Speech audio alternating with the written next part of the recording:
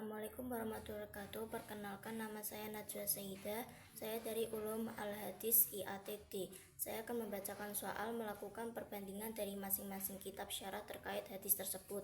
Yang pertama, syarah kitab Sahih Al-Bukhari. Kitab syarah Al-Kawakibud Durari karya Al-Kirmani 775 Hijriah.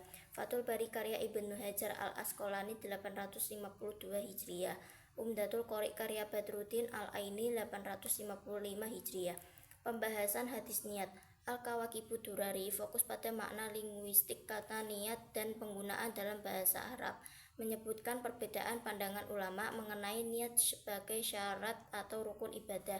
Fathul Bari mendalami aspek sanad, menjelaskan keutamaan sanad hadis ini sebagai hadis utama dalam Islam. Menganalisis matan untuk menjelaskan hubungan niat dengan keikhlasan dalam ibadah. Umdatul Qori, kritik terhadap pandangan Ibnu Hajar di beberapa tempat. Fokus pada aspek hukum fikih yang dihasilkan dari hadis seperti syarat sahnya ibadah. Yang kedua, syarah kitab Sahih Muslim. Kitab syarah Al-Minhaj, syarah Sahih Muslim karya An-Nawawi 676 Hijriah. Ikmal Al-Mu'alim karya Al-Qadi Iyad 544 Hijriah. Pembahasan hadis niat. Al-Minhaj menjelaskan niat sebagai kunci diterimanya amal ibadah, membedakan antara niat duniawi dan ukhrawi, menghubungkan hadis ini dengan konsep ikhlas dan pengaruhnya dalam kehidupan.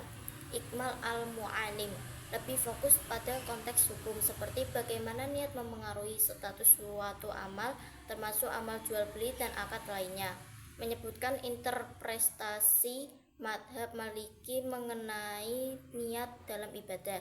Yang ketiga, syarah kitab Sunan Abi Daud. Kitab syarah Aunul Ma'bud karya Syamsul Haq Al-Adim Abadi. Badlul Majbud karya Khalil Ahmad Saharanpuri. Pembahasan hadis niat. Aunul Ma'bud menekankan aspek praktis niat dalam ibadah sehari-hari seperti sholat dan puasa. Syarah ini membahas penerapan hadis dalam amalan fikih sederhana. Badlul Majbud lebih mendalam dalam pembahasan hukum fikih terkait niat, mengkaji hubungan niat dengan akad dan tindakan duniawi seperti jual beli dan pernikahan.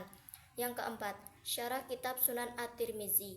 Kitab syarah Tuhfatul Ahwadhi karya Al-Mubarakfuri. Aridatul Ahwadhi karya Ibnu Arabi 543 Hijriah.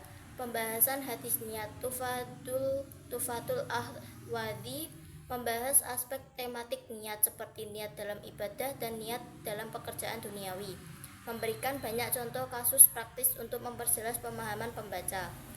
Aridatul Ahwadhi lebih filosofis, membahas kaitan antara niat, hati, dan keikhlasan. Penjelasannya seringkali menyentuh aspek tasawuf dan akhlak. Yang kelima, syarah kitab Sunan An-Nasai. Kitab syarah Zahrul Ruba karya Asyuyuti 911 Hijriah. Pembahasan hadis niat. Zahrul Ruba, penjelasan singkat namun fokus pada pemahaman fikih dari hadis niat.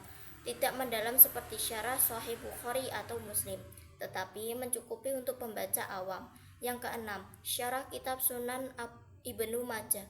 Kitab syarah Al-Misbah Az-Zuzah karya Al-Bushiri 840 Hijriah. Pembahasan hadis niat.